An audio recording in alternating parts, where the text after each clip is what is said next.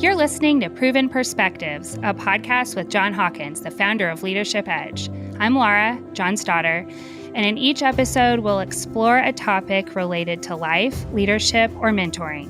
Through over 50 years of faith in Christ, John has learned proven life and leadership perspectives that will equip listeners for a lifestyle of leadership in their marriages, families, careers, communities, and churches. Hey, Dad. Hey, Laura. It is so good as always to see you. Always. I know. It's great to see you too. And man, this is a fun week. This is like we're finishing school, well, asterisk, but like mostly finishing school. And so yesterday was the first big day at you guys' pool. And one of the best parts was when you said at some point, or maybe Mom said it actually, one of you guys said, and like, this is like until September, you know, like it was just so fun to be over with you guys and like wear the kids out and get in the sun. It was so fun. So anyways, we are kicking off summer. Yes, and it was a good day yesterday, and today is beautiful. So, and you'll be back over on Saturday, so that's going to be good. Yeah, totally. So anyways, well, I'll go ahead and kick off our topic for today. So our title today is Needed, Managers and Leaders. And so today we're going to be talking about just the need for both managers and leaders and understanding the distinctions between those two. And so I guess we should start off by mentioning that this is based on a paper that you wrote on the lifestyle leadership model, right? Yeah, it's one that I was the original author for, and then different staff members have provided different iterations to it. So it's probably kind of a staff written thing with me being the lead on it. That makes sense. Okay, perfect. So we'll be including that as part of our show notes. Yep. But I wanted to ask you about, so like in that paper, you mentioned that I thought this was interesting, like because we expect people who are high in an organization to be leaders, sometimes management is mistakenly called leadership. Like we use those terms interchangeably. So let's start by defining the terms. I think I was looking back at that paper and you said leadership is based on influence and it's about vision, about people buying in, about empowerment, and most of all, about producing useful change. And then you defined management this way. Management is a set of well-known processes like planning, budgeting, and some others, which help an organization to predictably do what it knows how to do well. So I'm going to synopsize that and you tell me what I'm missing. So is it like a manager maintains established systems and then a leader leads the team forward? Is that accurate? Or what would you add to that? Yeah, I think that's generally right. Say every day in or every week in most families, there's all kind of processes to be managed. It can be the family laundry. It can be the family meal preparation and cleanup. It can be, just any kind of processes that we already know what it is we're to do. We've done it before. We're just wanting to better run the process every week. And if we can figure out new ways to innovate on it, that's good. But we're mainly managing process that's already in place. But say you've got a family and they're got to get their laundry done every week. They've got to do their other chores around the house. They have different things to manage. But say that family really began to think, God wants us to be more involved in building relationships with our neighbors and, influencing our neighbors towards Christ and really just loving and encouraging neighbors. Well, you'll note in that example, there's not a process. Like this isn't something that the family knows how to do and has a systematized way of doing it. Okay. So that's moving them into more of a leadership initiative where they're saying, we want to kind of conquer new territory. We want to move beyond just the systems and processes of our daily family life, weekly family life, and move into something new. And so that's going to require some leadership on the part of the mom and dad and really on the part of the kids of figuring out, okay, how do we do that? But then it's interesting for that to sustain, it tends to need to become a process, meaning we begin to think through, okay, why don't we every Tuesday night we'll have one of our neighbors over for dinner? Or maybe every Saturday we'll try to do a park play date with some of the kids in our neighborhood. Mm-hmm. And as soon as you get that into kind of an every Saturday, and this is the way we're going to do it, then it begins to be a process, something that Yeah. needs to be managed, not just a leadership initiative. Yeah. So long response to your No, question. I think Yes, that's really helpful, actually. that is right how you summarized it. And a lot of what we'll be talking about today, and if people download the show notes, we're leaning a lot on former professor at Harvard Business School named John Kotter, Kotter, Mm-hmm. and probably in the late 90s, or maybe late 80s, early 90s, somewhere in there, he wrote a book that's on the difference between managing and leading.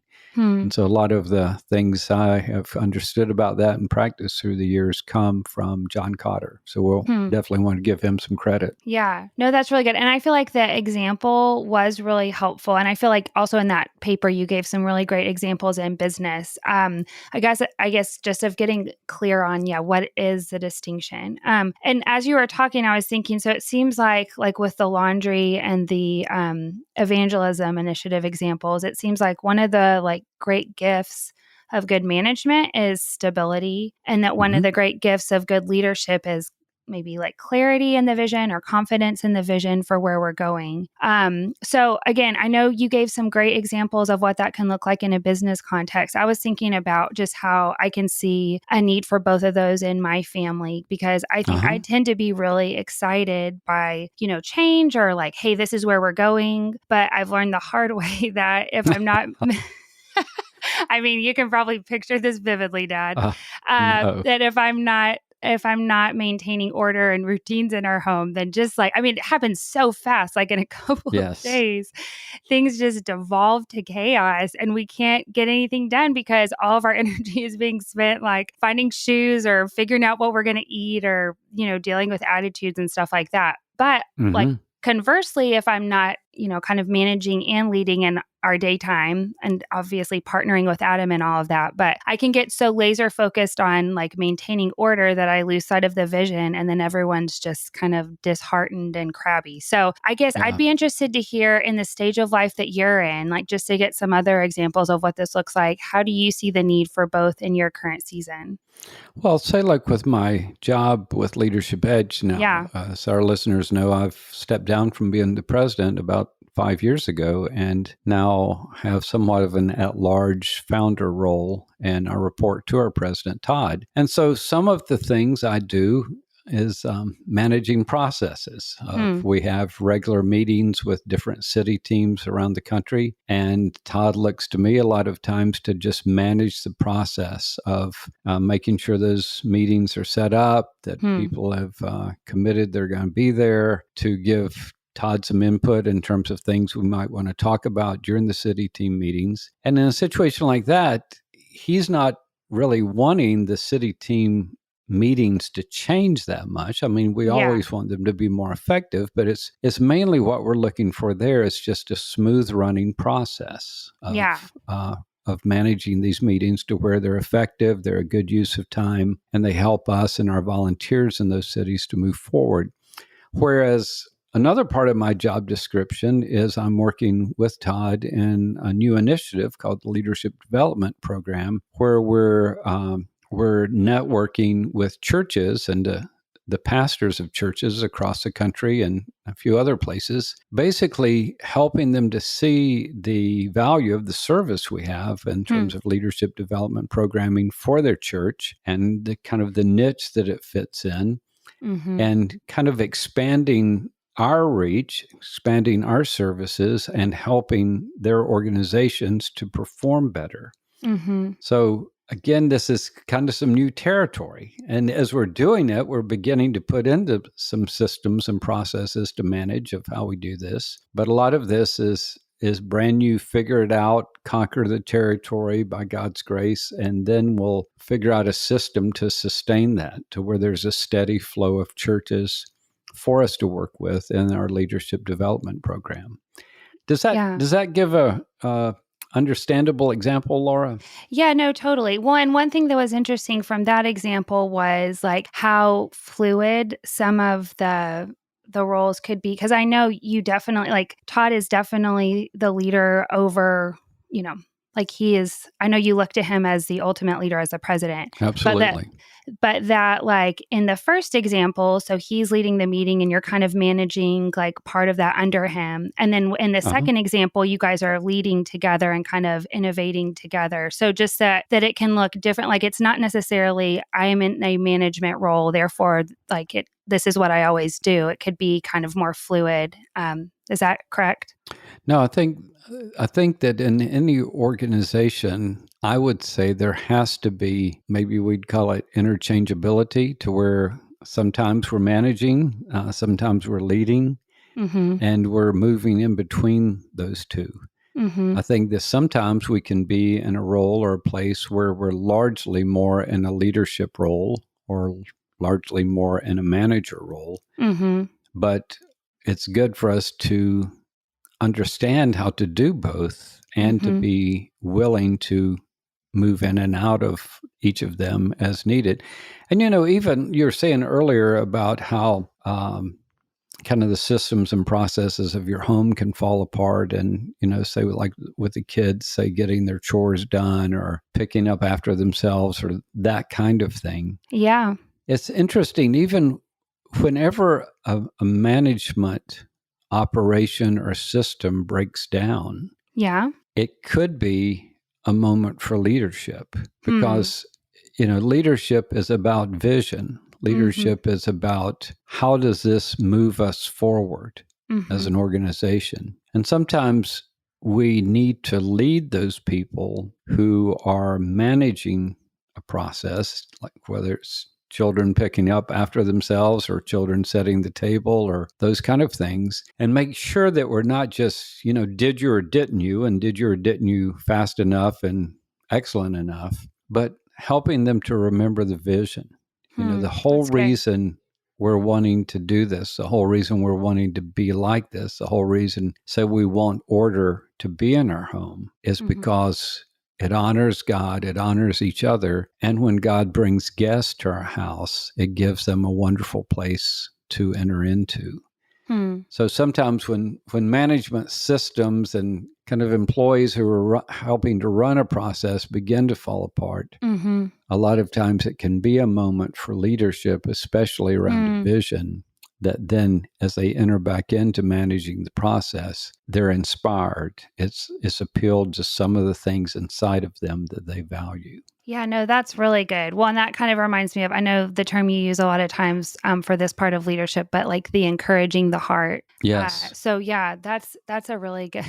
Well, file that away for this afternoon. That's That's that's really right. good, Dad. So I know I've heard you talk before about how First Samuel 30 gives a model of leaders and managers and kind of cast vision or an example for both. Can you tell us more about that? Yeah, First Samuel 30 is just kind of a fascinating.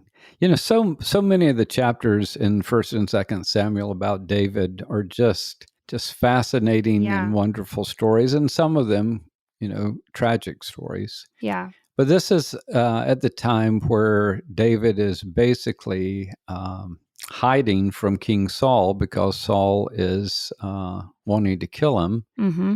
And so he has kind of a unusual alliance with the Philistines, which technically are the bad guys, the enemy of Israel. Mm-hmm. But he is somehow related to them, but in a way that doesn't undermine Israel in any way.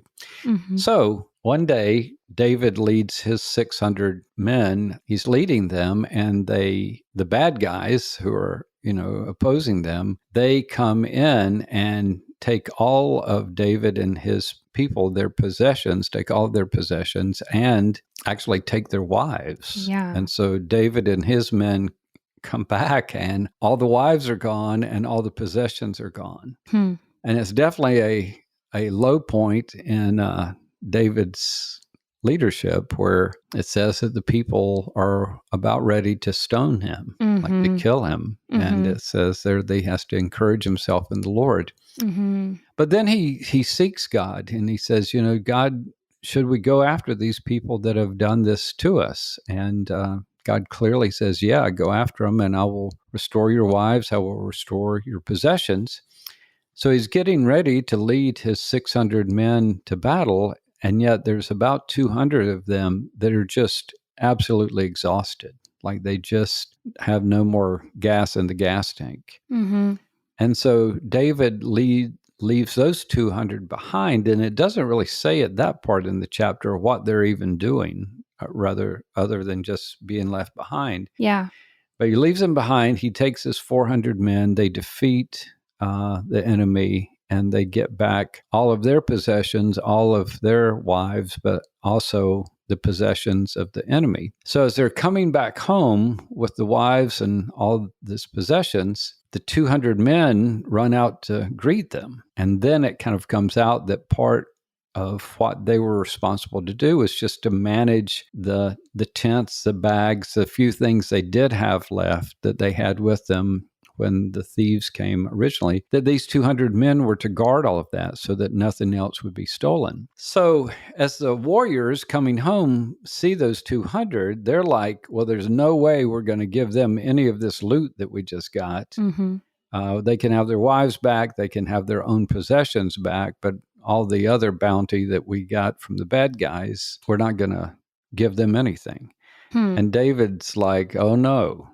He says, the ones who went out to battle and the ones who stayed and guarded our possessions, they all get the same reward. And now that's a lesson about a number of things, but I think it's definitely a lesson about the value David saw with men who were more in a leadership initiative, out conquering, but also men who were left behind to manage the care and supervision of their few remaining possessions. Yeah. And so it's interesting. In David's mind, it wasn't, okay, the leaders are the heroes and the managers, well, maybe if there's something left over, we'll give them that. Yeah. But he saw them and rewarded them equally. And that's a great reminder to us, because sometimes in organizations and families and churches, and especially in kind of an era like we're in with superhero movies and all the Marvel and all the other influencers and who are kind of the heroic champions of change and are out doing exciting things and conquering new territory, we can think, boy, that's a meaningful life if I'm just out doing all that stuff. But if I'm just, at home managing this, or if I'm just in my cubicle managing that, then that's boring. That's not important. No one really values that. And I think that the truth is, if it's not valued, then it's because people are thinking very poorly. Because any family, any organization, any church has to have repeatable processes that are managed excellently and that continue on ongoingly. And that's just part of how life works, how I guess God put it together.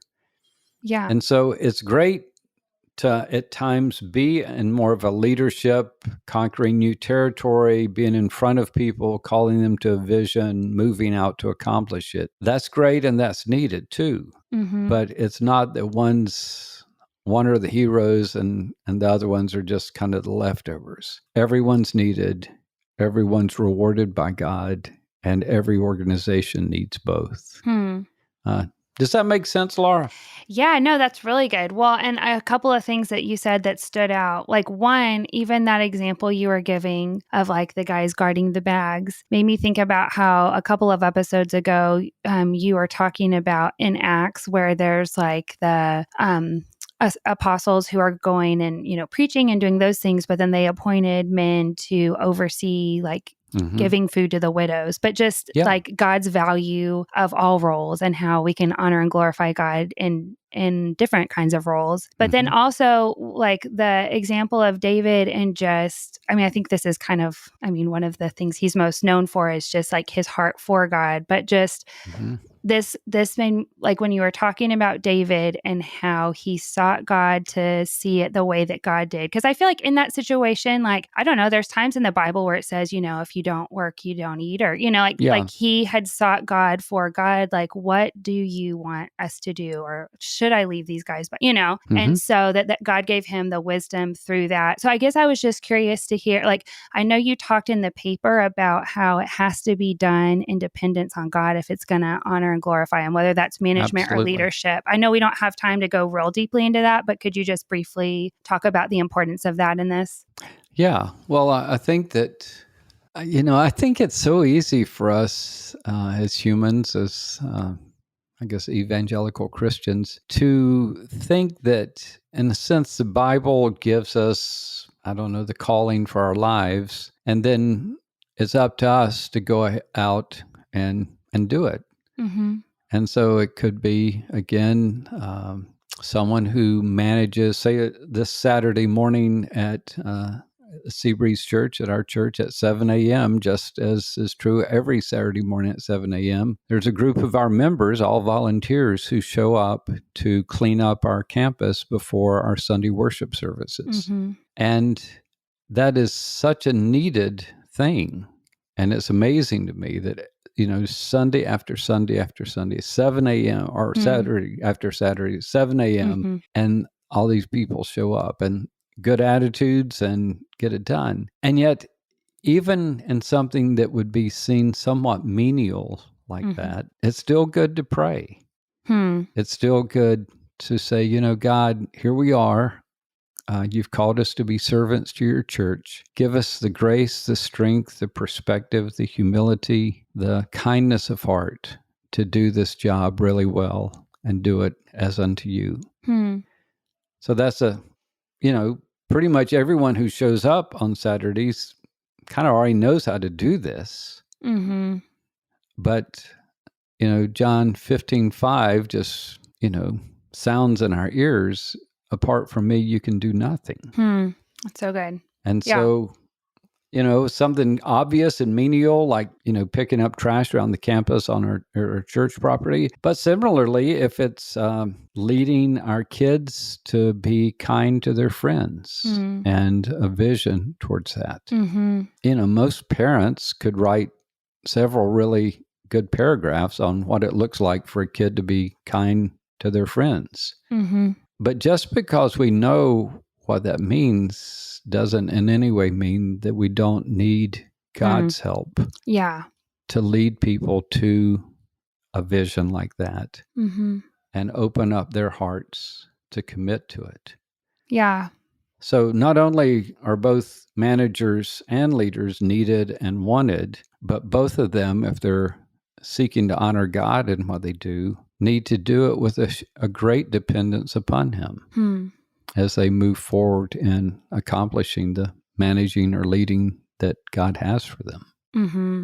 Yeah, no, that's really good. Well, and between like what you just said and what was in the paper, just kind of like, Yeah. I feel like it's such a good reminder for me, like any day of like, yeah, like that, because if I'm not depending on God, it doesn't like glorify Him. And that, like dependence is glorifying to God. And then also, yeah, just all the things that, even if it seems like a simple task that like God has to do that I can't do, touching hearts or, making it, having an impact on the people, it's just, anyways, that's really helpful. Well, I want to ask you now, like just kind of practically. So Yeah. like as far as managers and leaders working together, what are some of the challenges that can keep managers and leaders from partnering together effectively? Well, self-absorption would be one of the things Hmm. where we tend to get into how important our thing is Mm-hmm. and either, look down on tasks that are assigned to others or just disregard them, like are not even aware of them. Hmm. And, if you're a member of an organization and you really are wholeheartedly committed to the success of the organization, then you have to learn to value, everybody that's involved in every part that's done. Hmm. Whether it's the people who are managing the, accounts receivable or accounts payable or, some other process, or whether it's, the salesman going out to make it happen, to get sales, so that money can be made.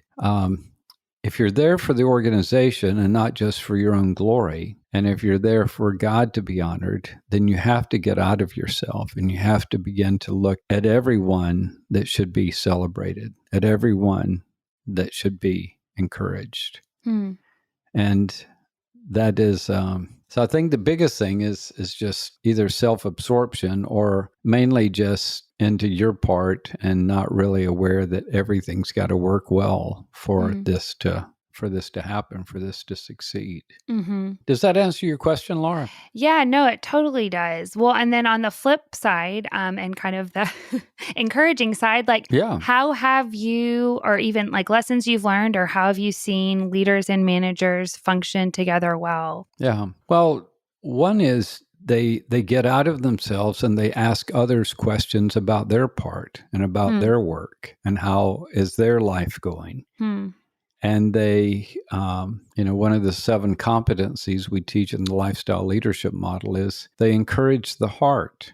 And so they get close enough to others to understand what their challenges are, what are the things that are distracting them or discouraging them or that are hard for them. And they encourage them, to keep on. It's remarkable how important that can be. For just the encouragement piece, is that what? And for, again, people to get out of themselves long enough and get into, wonder how this department's doing, or wonder how this person's doing with this role, or wonder how I could support or encourage this person. Because all of us, get tired, all of us get distracted, all of us have our hard days, all of us go through crises in our families and health, and learning to be someone who has eyes open for as many people in the organization as you can to encourage and strengthen.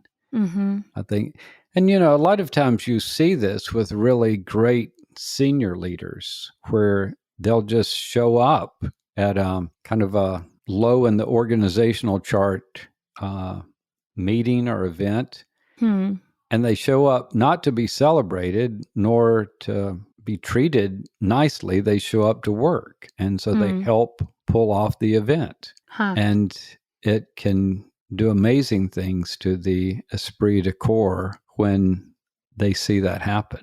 Yeah. No, that's cool. Well, and I feel like that what you just said is a great example. So like, like being involved in things that you're not required to be in, that are maybe outside of your thing, is a way to kind of enter into the role of others. But do you have any other examples of like ways that people can grow in that? Like I can see, this would be a great way for me to grow. So then what? How do you take the next step of having eyes that are open to in that way? Well, maybe what you do is you ask yourself some God questions. You ask yourself some questions like, God, what are your purposes for our family, for our church, for our company, for our community, whatever, kind of organization that you're wanting to look at? Begin to ask, God, what do you want? What's important to you here? And I guarantee you that as you begin to think about that, pray about that, as he speaks to you, especially from his word, it's going to be more than you can pull off. It's going to be more than you on your very best day will ever come even close to. And so it forces you to realize this isn't just about focusing on myself and my performance and my role. That's really good. Yeah. Because in some ways we don't win unless we all win. And that causes us to, really want to get our own work done and get it done excellently, but then push ourselves to take an interest in other people, other areas, and see how we can support or encourage them. That can just have remarkable impact within an organization. And I think sometimes with our children, like as you're raising children, one of the ways that this can look is where you're trying to understand what are their goals? What Hmm. are they wanting? Mm-hmm. And that doesn't mean that you just roll over and give in to everything they want, Yeah. but you're wanting them to have good days. You're wanting them to have meaningful experiences. Mm-hmm. And so you're really listening to them and teaming up with them on that. Hmm. And you know, like Laura, I saw you do that yesterday. It was rather remarkable. At the end of our swim time yesterday, you know, you were under the gun because Adam and Barrett were meeting up for tennis, and true to form, getting kids out the door heading somewhere on As you time always used to say, is it's like herding cats. it is like herding cats. Ah.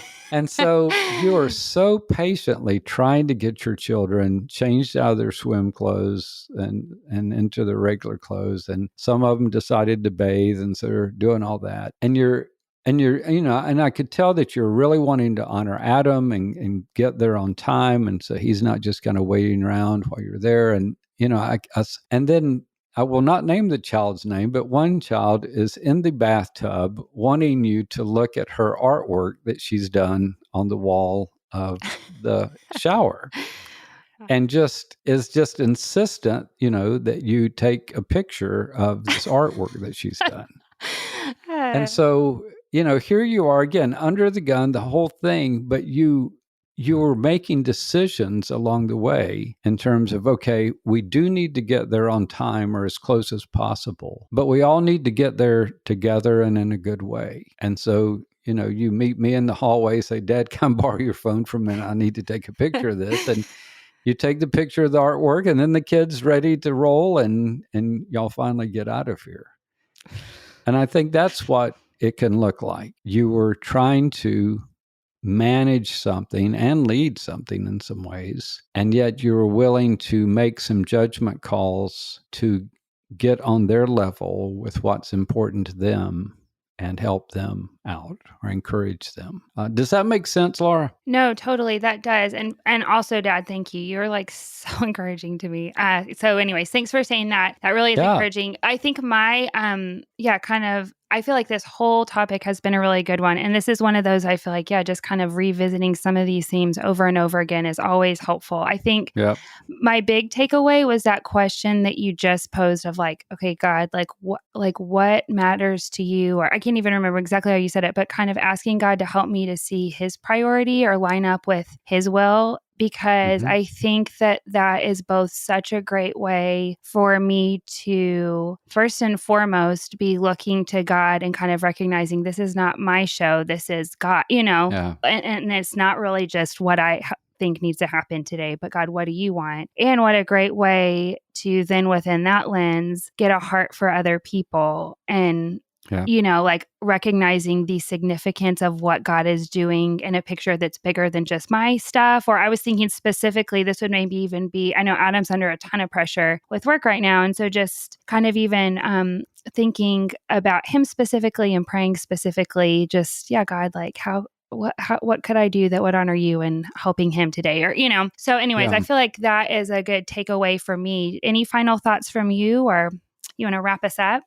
Well, again, the point of the episode today is just that both leaders and managers are needed and wanted in any organization. We need to learn the skills related to both, because during the course of our lifetime, we're going to be doing both. We're going to be leading people towards new accomplishments, and we're going to be managing processes with people around us. And there is show notes that you can download that is about a 13 or 14 page white paper on the lifestyle leadership model. And I think on page 5 or 6, you'll see some of the content that we've discussed today.